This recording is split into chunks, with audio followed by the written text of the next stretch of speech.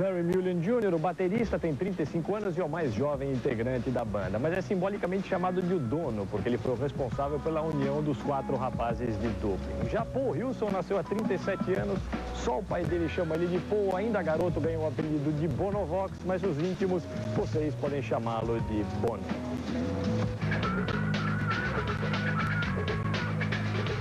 I had the opportunity of interviewing someone you know pretty well in a place you know pretty well called the Claris in Dublin. Right, yeah. And I ended up seeing that he's your consultant poptician in the record. So what does a consultant poptician do actually? And maybe you could talk about him, talking about the very early days. It seems that it was very difficult for young bands, for angry young kids to be in bands in Ireland. Gavin Friday. Gavin Friday is like one of my best mates. We grew up together. We grew up on the same street. I mean, I've known Larry since he was, 14. In fact, that's when you were 14 when we started the band. I was 16. And Gavin was like always the avant-garde. Always, he was walking down our street with records that no one had ever heard of. And he turned me onto a lot of things, and as a result turned you two onto a lot of things. And he had a group called the Virgin Prunes, which were 20 years ahead of Jane's Addiction.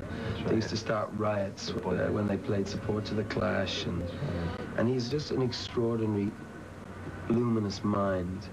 And now he's like this surreal cabaret singer. He's gone off. And he's having a lot of success and was on the Romeo and Juliet soundtrack. But he was like a midwife on our record. Because when you're in the studio, man, you just get really, it gets a bit messy. And over the years, songs, we were going to throw out With or Without You. He came in and said, what are you talking about? It's a great single. And he likes pop music. And by pop music, I don't mean schlock music. I mean, he likes singles. And from an avant-garde perspective, that's kind of interesting.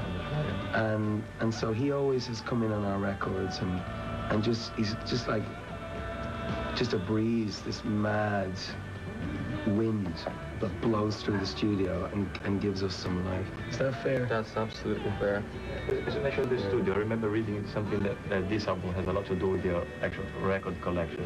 And it seems that there's there are 2 separate wings inside the band, sort of those who into experimenting with new sounds, these kind of things, and those who are more into sort of straight rock and roll. Is it the way it works? And do you think that your music sort of grows out of this tension between people inside the band? I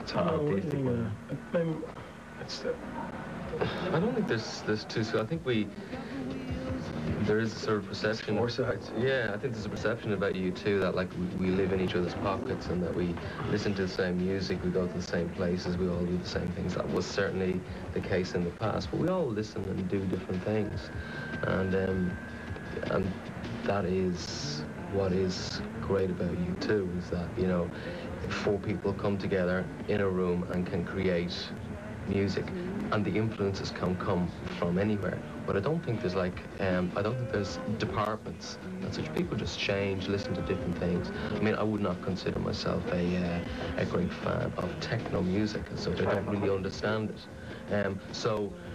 Somebody else would say, well, I really think it's good, so I would make it my business to go and actually check it out and go and check things out. As you have this sort of very distinctive drumming, sort of what we could call no bullshit sort of drumming, very powerful. How did you feel to play with these electronic edges the record has? Well, I'm really thankful for electronics and drum machines because they make me sound great. They make my job easy, and I love working with this stuff. 10 years ago, I might have found it a little more difficult, but right now, these are tools. These are tools to be used to advance whatever you're doing, your songwriting, you know, these are things you've got to use. I think there is a time where you have to, you know, draw back and understand what it is that makes you the band you are. And we know that what makes us special is the 4 people and not the machines. And so you keep on learning and developing, and that's another good thing about you two. We are not virtuosos by any stretch. And you're talking about on the road, does it get boring, you know, playing the same songs? We're not in that place. We struggle every time we get on stage to play the songs, to make them sound good. So we're constantly fighting. I say making records, we constantly fight, we're constantly trying to learn what it is that makes a great song. Yeah,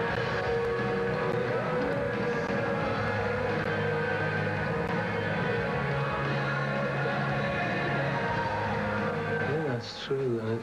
Because remember, we started out as a punk band. And when you're a punk band, it means like we were a band before we were musicians. And so always we're out of our depth and just struggling to keep our head above water. But if we start to repeat ourselves, we get bored. And if we get bored, we're really crap. So I think it's always important in you two, in a way, to be out of your depth. That's why it's real. Consider the 5th member of the band, that's what everybody says, and I think you could very well be included in this sort of thing.